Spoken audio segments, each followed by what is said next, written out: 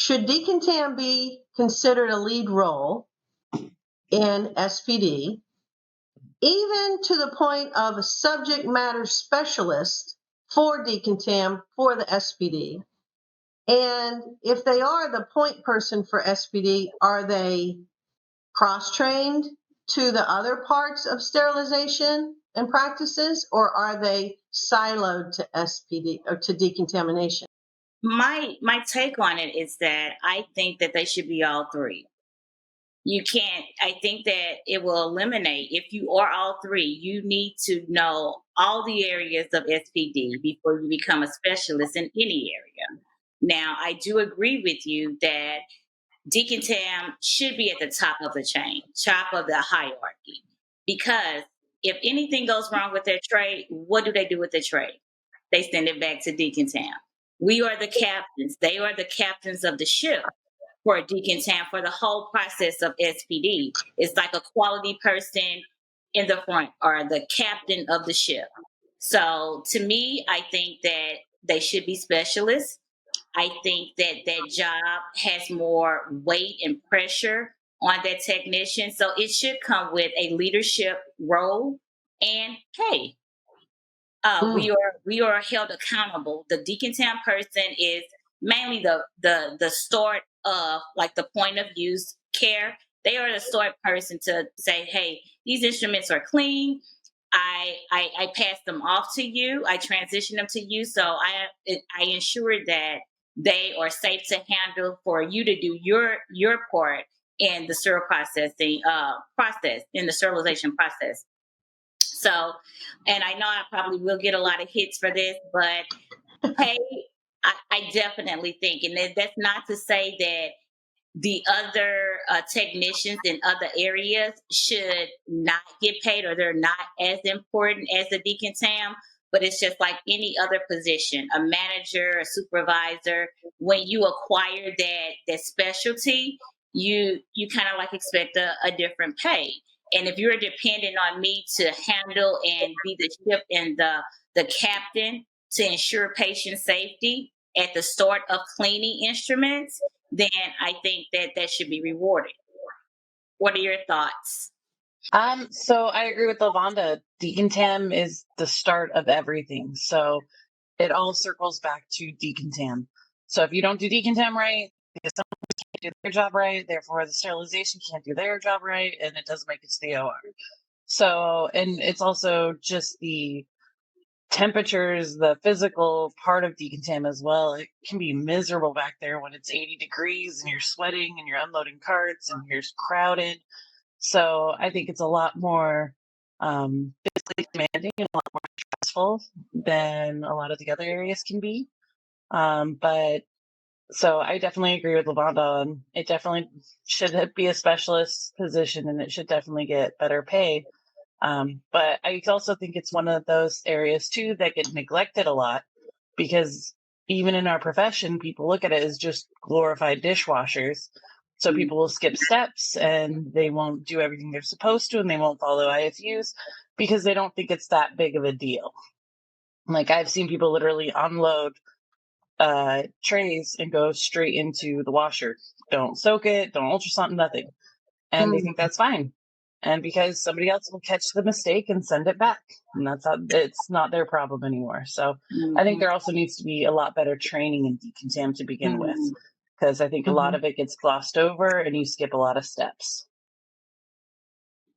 Rico. Good point. Good point. Yeah, no, I think I agree with them both. I think that both Lavonda and Andrea touched on a good point, which is that it is very glossed over in the sense of we all know how important it is as someone in the field that that is where sterilization starts. It's basically like one of the biggest parts of what we do is making sure that it gets cleaned and taken care of the right way before it makes it over to our guys on the clean side so they can take care of it. But yeah, it is very looked at as like, oh well, it's not a very high level of difficulty. A lot of people gloss right past it. And I think that maybe it's not looked at as even though we say it's critical, I think that in a lot of ways, a lot of other aspects of the sterilization process or of SPD in general are kind of built up in a different way, which seems like it almost values them a little bit more than the decon process. Even though we stress like, hey, this is the level of attention to detail that you need. These are the things you have to do. It's still looked at as a very like, okay, well, I'll get this and then let's move on to the other stuff. And then, like that is what it is. I think it is something that, there should be a specialty for it. Um, Maybe there should be a little bit more, not necessarily training behind it, but just like more of a focus on like just how large of a part that it plays, so that it doesn't get looked at as glorified dishwashing, so that it is seen as more of a like, hey, we've got to focus here. Much like sterilization, if your parameters aren't met, if you're not hitting those key indicators and details, then things aren't being done right, and that you need to like stop, go back, redo things. I feel like in decontamination, a lot of times I've seen technicians not look at it that way. Like Andrea said, just glorified dishwashing. People will not uh, look at trays like with a fine tooth comb like you would imagine that they would. It's more like, well, it doesn't look bloody to me. That's good enough. The washer will do the heavy lifting. Or I've seen even people put things in the ultrasonic and assume that that's going to like clean the instrument for them, like not a full understanding of what the ultrasonic will do or what even the washer will fully do. And so yeah, I think yeah, maybe a specialty will be excellent for that, just because that would you know really step up the proficiency as far as like, the eyes on, the training, the, overall feel of that, you know, that area of what we do.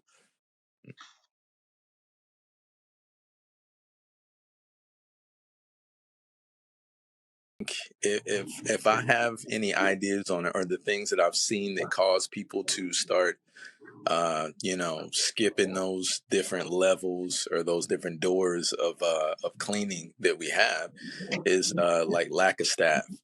I think that in a lot of places, a lot of staff members are saying that, hey, there's not enough staff, or they will be placed in a situation where there needs to be more people in the back, but they've got everyone on the clean side, because as we said, the clean side is generally the focal point of the department. So they're like, okay, well, I need 8 staff members on the clean side, and I've got all these turnovers. I've got one guy in decon processing the cases for the day. Hey, why aren't there's cases coming out? You need somebody? Okay, I'll send one person back.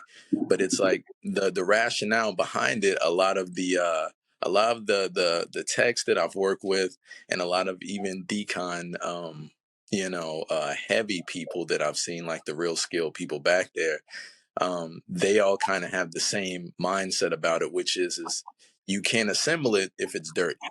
So if all the work is in decon, it's like you've got to go where the work is. So I think that like definitely start with like, like the education has to be, definitely maybe taken up a notch, but also I think the proper staffing needs to be like maybe relooked at, just because like even in a smaller like where it doesn't seem as imperative as it is, I think that like if you're working with the wrong amount of people in the back, you're kind of setting yourself up for failure, because now it's okay, well, they need all of these sets. It's just me. What do I do? And I think that immediately people start like cutting corners, like just to try to get it done, which isn't good on any side. So the second that it becomes like a time crunch, which you're not always going to be in ideal position to, like, have exactly the amount of time to get what you need. That's, why turnovers are there. But I think that, like, the things that we can do to make sure that you're not so under the gun that you're like throwing all of your training, all of the steps, all of the safety out of the window, which means you're either going to get yourself hurt, you're going to get the patient hurt, or you're going to get your teammate hurt. So, yeah, like needles and things like that, sutures and all Hmm. of these things can slide through, if you're not paying attention, as well as just dirty instrumentation. So I think that, like, yeah, making sure that the staffing is correct, will definitely be, to me, one of the biggest things that'll keep a lot of those steps from being skipped. Because in all the places I've been in, when I start seeing people cut corners and I'm like, hey, what's going on? It's usually, well, it's just me. And it's like, all right, well, did you ask Right. for help? Was help given? And if so, like, why wasn't it given? What can we do about it? And Hmm. yeah. That's a good point. I've seen that happen a lot. What do you think, Andrea? Would you Uh, change? So ideally, yeah, staffing, but in like a perfect world, if we had full staffing and you could do however education, however you want, you didn't have to worry about only having one person, decon, whatever. I would do like classroom work first when it comes to decon. Teach them the sciences, have them go through the book, so they actually have that in their head by the time they get back to decon and get to do it hands on. I went to school for SBD before I even started SBD. So I already had that basic, that theory, like that working theory, but I just needed the experience at that point. And that actually helped me a ton because I knew why I had to follow these steps, not just you follow these steps because that's how we do it. You actually know why Hmm. you're following those steps and why it's so important to do those steps. So ideally, in a perfect world, if I had a full staff, I would definitely do like a week of classroom work where they have to go through all of the science behind decontam first before they could get back there and actually put it to use. Good point. So it's not really an entry level position. We don't think it's an entry level position. So if they go through your classroom first, that would be on the job, real orientation to learn the sciences and the rationales. And you're right, a lot of people do it because the person before them did that, and that's how they get taught. And, it's like one secret goes around the world, right? Or one verse or comment, and by the time it circles back around, it's just gotten lessened and so misconstrued. So I think you're right that it is classroom, learning the sciences, the rationales, not just what to do, but why we do it, which is what we tell every single one of our teams on facilities that Advantage educates is we'll teach you the why. And it creates such a critical thinker. And we think at Advantage that Decontam needs critical thinkers. They are troubleshooting a ton of stuff. So, in your experience, what have you seen had to be troubleshooted with the OR equipment or vendors, or what have you had to troubleshoot? The proper ways to expedite something via the IFUs, because if you're in decon, the OR is calling down saying, hey, we need this thing, this is how we always do it, which is how we hear things typically. If you're at a facility, how we always do it, which isn't isn't going to be by the book most of the time. If you're checking in on how the proper way that something should be, you know decontaminated and taken apart, or this is the way that it should be cleaned, I feel like I think the way to go about that is making sure that people have a resource for that. That's why I think the specialist would be best, because if you're in decon, searching something up on the computer and then looking through IFU, some places have their IFU stored separately. It's like it's become a task that's going to not only deviate you from any other turnovers you have, But now, like, if you were already rushed and cutting corners, then now you're extremely about to, because this new task that you have is now taking you like on to a brand new offshoot that's gonna, like, like, time is critical back there, and now it's like, okay, how long is this new thing gonna take me? Okay, now I've got to catch up, and it just causes that snowball effect of like more corners that have to be cut in the future, or at least that's the way that a lot of staff think about it.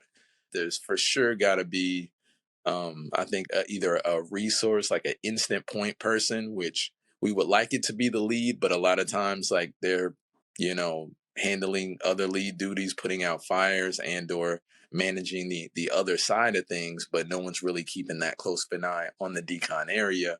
Or it's like, hey, I'll come back when I can, but there's only so much that certain individuals can get to. And sometimes they don't have access to the IFUs or any information in decon. And I think Andrea or Lavonda or Jamid, you can jump in on, is there, some people have a tracking system and they have access, but most people don't, not in decon that I've seen. Have you guys seen that? What I've seen in decon is kind of, sometimes they have laminated things of the problem. You can tell when we walk into a place, we can tell the trades that have given them problems, because they may have a poster or a laminated IFU for that one. But it's impossible.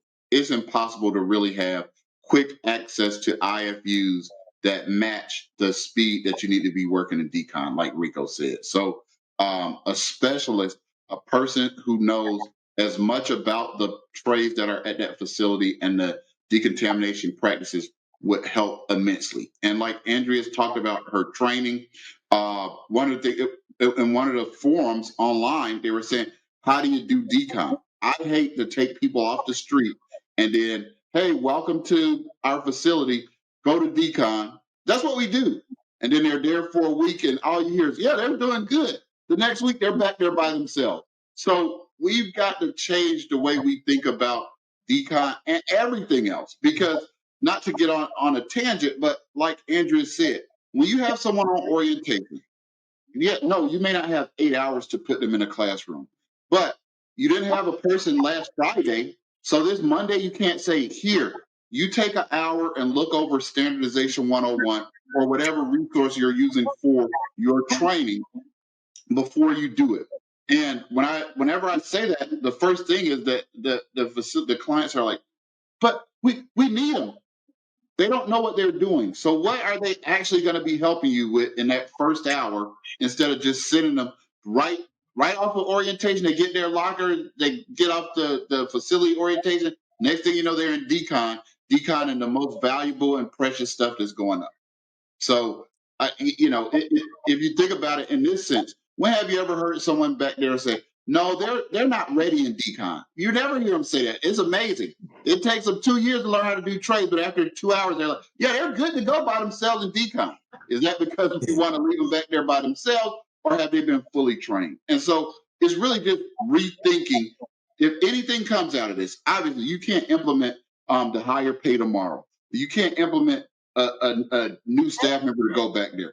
But changing the focus and changing the way we think about the decontamination area, whether it's, okay, I have a team lead on the clean side, maybe that means me, the manager, or me, the supervisor, or even me, the tech that's working in there, to say, hey, I'm not doing anything right now in assembly. Let me swing back there and see if Andrea needs some help. I promise you, it's not illegal. They can't fire you for that. So a lot of times I used to joke at Huddle. Yeah, well, and I used to joke all the time, was like, people say, here's my day in decon. My goal for the rest of the week is not to spend any other time in decon. And that's how you get that quality that we end up getting. So I love the suggestions that you guys have gotten. And if we can spark any people to think other ways, and I want to hear from our listeners, what are you doing different in decon at your current place that they weren't doing at the other place? Like, we could get together all the great ideas to decon, so that we can make it easier to do the right thing. If you make it easy to do the right thing, people will do it. If it's hard to do the right thing, it's less likely that they're going to do it. What do you think, LaVonda? I agree totally, and I think your suggestion for a lead primarily in decontam will navigate and kind of like solve most of the issues that we're talking about staffing, because they will be the liaison of decontam per se that will help the OR. So they know exactly when stuff is turning around that needs to be turned over. They will know what room it goes to. So that's building that communication gap with the OR. So your staff over at the clean side won't get the phone calls like, "Hey, I sent it down." Right, And definitely. it will take some of the pressure off of your manager, because in most facilities and that I have been in, I've run into non-working managers or non-working supervisors. So, and they see decontam as like, no, that I'm too good for that. I don't do that. That's not what they pay me for, right? So, by having that designated liaison or specialist in decontam will help with the staffing, because they're going to know how many people they're going to need. And so, if you have a training module to bring those not entry level decontamination persons, but you give them a goal to reach. So one day I can be the lead or specialist in decontam. So they'll know how I go. And so by bringing more staff in, it's not so much pressure. You almost want to go in decontam. It's like, oh, I can go in decontam now because I know I have help, right? And it's not overwhelming. And I see some facilities that try to do 4 hours. You get 4 hours in decontam, and then I'll pull you out.